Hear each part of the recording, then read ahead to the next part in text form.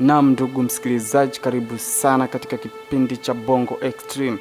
Leo katika kipengele chetu cha elimu na historia tunakuletea simulizi fupi lakini yenye maana kubwa kuhusu chimbuko la sikukuu ya mwaka mpya. Bongo Extreme.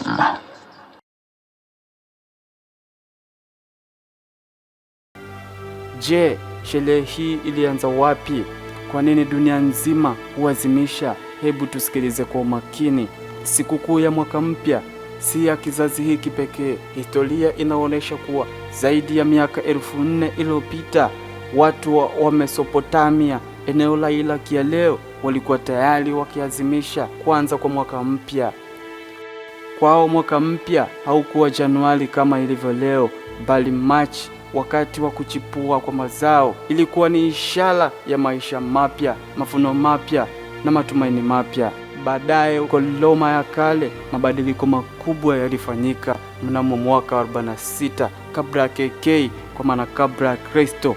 Kaisari Julius Caesar alianzisha kalenda mpya iliyofanya Januari mosi kuwa mwanzo rasmi wa mwaka mpya. Mwezi wa Januari ulipewa jina la Janus, kwa maana ya mwezi uliokuwa na sura mbili, uso mmoja ukiangalia yaliyopita na uso mwingine ukiangalia yajayo. Hapo ndipo zana ya kutafakari mwaka uliopita na kupanga maisha mapya ilipoanza.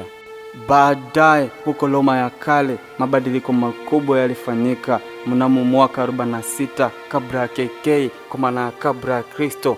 Kaisari Julius Caesar alianzisha kalenda mpya iliyofanya Januari mosi kuwa mwanzo rasmi wa mwaka mpya. Mwezi wa Januari ulipewa jina la Janusi, kwa maana ya mwezi wenye sura mbili, uso mmoja ukiangalia yaliyopita na uso mwingine ukiangalia yajayo. Hapo ndipo zana ya kutafakari mwaka uliopita na kupanga maisha mapya ilipoanza. Bongo Extreme.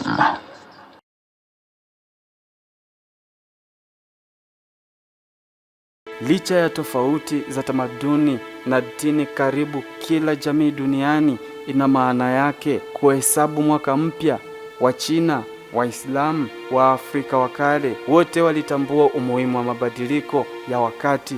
Leo mwaka mpya umejaa fataki, sherehe na maazimio mapya, lakini kiini chake bado ni kile kile: kuanza upya, kuacha yaliyopita na kuangalia mbele kwa matumaini. Ndugu mpenzi msikilizaji wa Bongo Extreme, sikukuu ya mwaka mpya si tarehe tu kwenye kalenda, ni nafasi ya kujitathmini, kujirekebisha na kujipa matumaini mapya. Popote ulipo, tunakutakia mwanzo mpya uliojaa amani, afya na mafanikio. Ni mimi Evans Charles, ulikuwa nasi katika kipindi cha Bongo Extreme, nasi tunakutakia heri ya mwaka mpya. Bongo Extreme.